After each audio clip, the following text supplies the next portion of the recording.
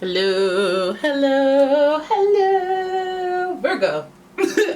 Why so extra? Virgo, hi. It's umomgtarot, and this is your someone secretly doesn't want you to know this tarot card reading. So Virgo, we're gonna hit you with the astrology reading cards and figure out who's involved, what type of vibe they carry, and then we're gonna do the tarot spread as per norm. Let's do it. Let us do it. Okay, so the first person that comes out is that Taurus energy. The energy around you shows the abundance of nature. It is rich, earthy, and productive, yet relaxed and slow. And this is fortunately something you can respect. A language you speak, as this is another earth sign. The next card you've got is Gemini. And the energy is communicative, mischievous, lively, witty, and informative.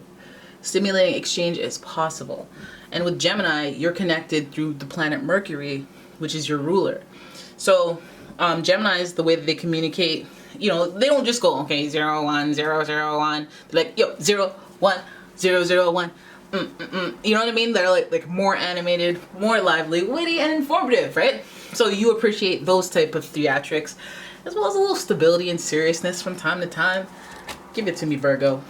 Ooh, it's an earth sign sandwich. We're full house with the earth energy. And Capricorn is in the mix, and the energy around you is serious, materialistic, and hardworking. It bestows shrewdness and cautious ambition. I like it. I like it. All right. Oh yeah, don't forget to hit that like button. Give it to me, baby.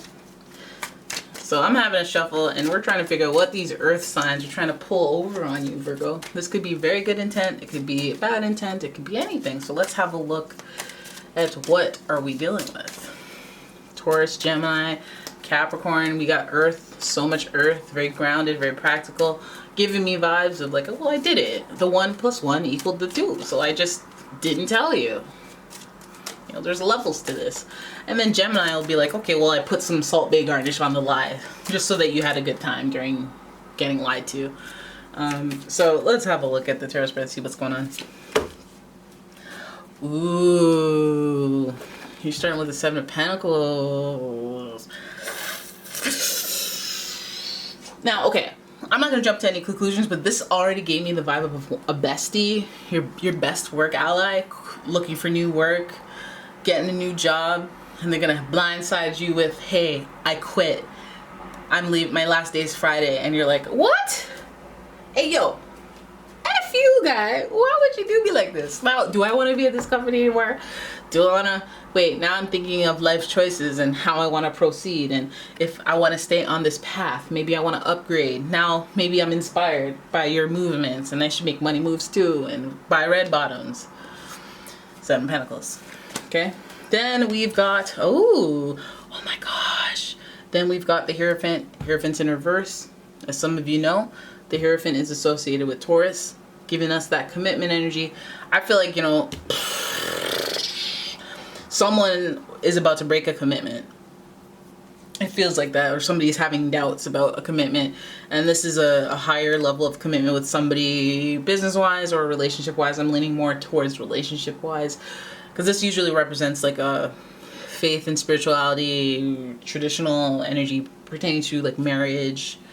So it's kind of like a religious like stability, where it's like, oh no, my values, my core values, I have good values, so you know I'm not going to divorce you, or you know that I have good values, so I'm not gonna, you know, string you along and play games or whatever. But I feel like this is like, yeah, I committed to that at one point, but it's in reverse, because either there's an extended like, I can't commit just yet, but those are my intentions, or there's a, well, I have been committed for a while, but now I'm not so sure, because we do have this 7 of Pentacles wondering about financial stuff. So I don't know if you guys are in a relationship. Oh my god. Okay, Google, stop it, please.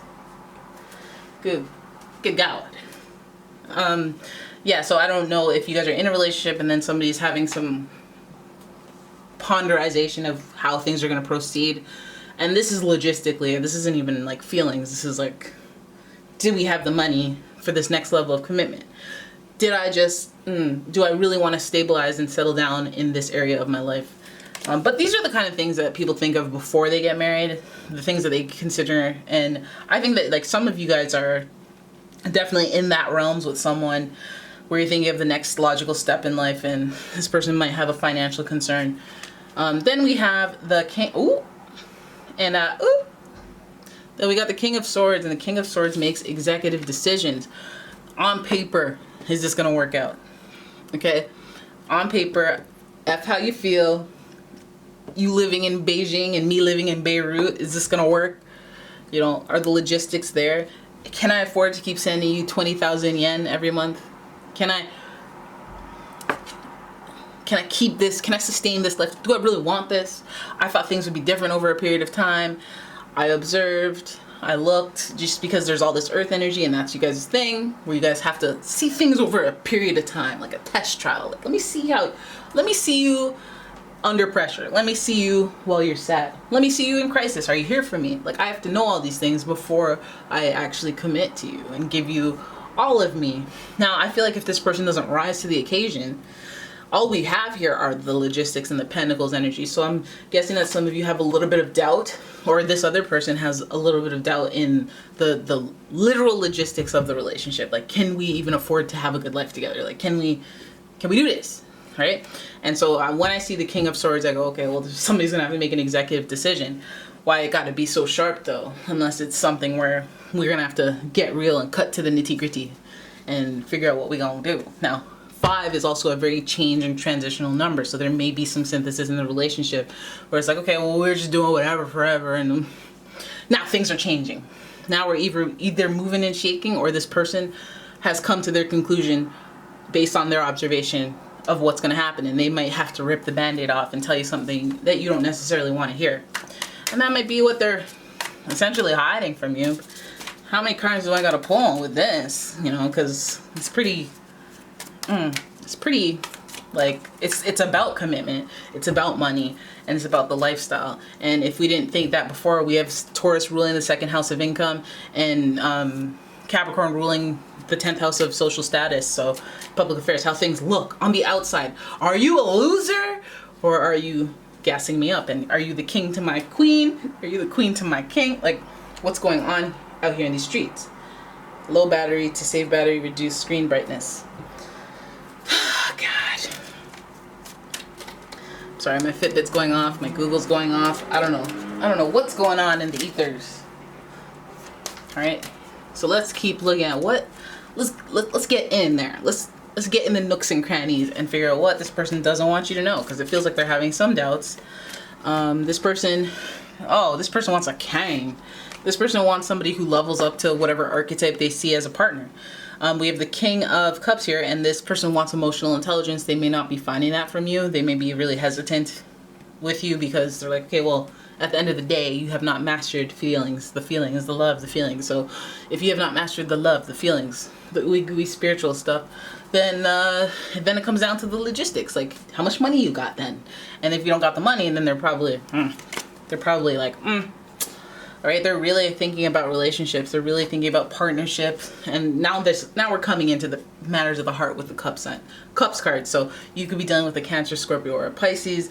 On the one side, we have this whole, I have to assert the whole situation and assess it and make an executive decision. And then on this side, now we're getting into the, hey, I want someone that's emotionally intelligent at the heart of it. At the heart of it, I want somebody who gets me flowers. I want somebody who goes, hey, I got home early, so I cleaned up everything and made you dinner, and does like the thoughtful, kind, sweet things. Also, Two of Cups, they're thinking about this connection. And I'm a little sketched out by this. Let me pull the next card. Oh, Virgo, you got a lot of water going on. Cancer, Scorpio, Pisces, you could be dealing with. I think this takes a turn here, because like I feel like it's either the emotions are running high with this person, and they're not feeling the love, they're not feeling the mastery, but they're still feeling the connection towards you. They're feeling a lack of emotional intelligence on your end, or they may be exhibiting a lot of like just being heartless or whatever.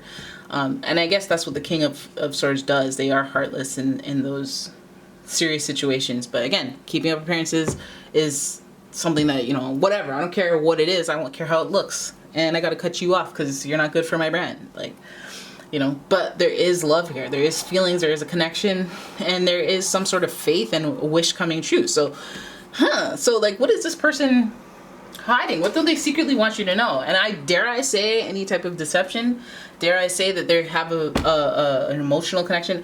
At least, I mean, we didn't get the Ace of Cups, so I'm not going to jump to the conclusion that they've developed a connection with somebody else. But if they have, then they're hypnotized by the emotional intelligence that this person has in comparison to what they've been lacking. So, and then also I feel like with this connection, they feel like it's one that they've always wished for. So I'm wondering, that's why I'm like, how can I merge this? I feel like it's a separate person, because if they're feeling like emotionally fulfilled and like they're getting something that they wished for, then why are you wondering about the future? Why are you hoping, wishing, and hoping? And then why do you have to make this executive decision about lifestyle? So it's like, maybe this person's like in love with you, but on the surface, they have issues with what you bring to the table. So then we have the Eight of Pentacles. Oh, okay. So if some of you guys are out of work, they have a problem with that. This is a distraction from work. So it makes me feel like somebody's like either looking for work, or they're just not focused enough on their work to be able to progress, to be able to get a job, to be able to do anything on that focused work front where you're proud of yourself and you're proud of, you meet your potential. This is like what you're aspiring to be, but you're not necessarily just yet. So I feel like this person has some issues with, I guess, your character, not your character, like they love you, they care about you, whatever, this person, but I feel like they have issues with your money. Get that money up, babe. Get that money up. Or they have an issue with like you always get fired, or you always go from job to job, and they don't like that.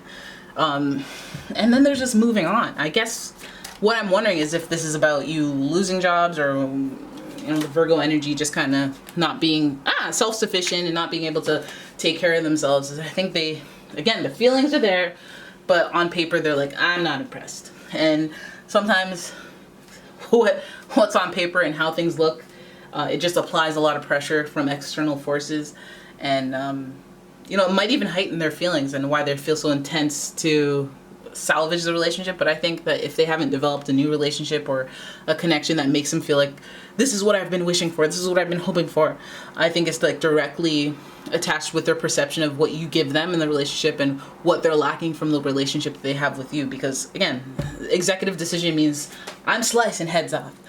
I don't care how people feel. I have to do it. I just have to. You know, I'll do the hard stuff. I will say press the red button and drop the bomb on a nation to save one person. Like, you know, they'll make executive decisions like that.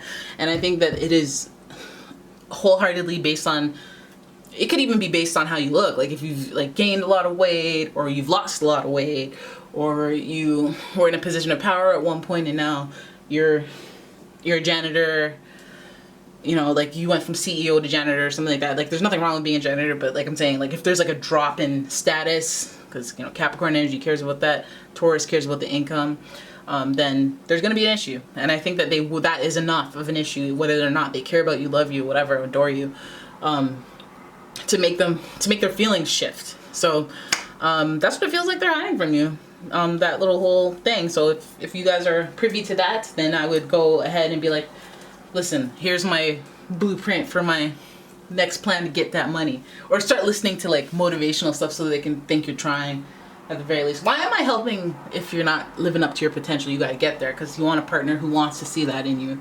So, you know, so at the end of the day, it has to do with your relationship with yourself.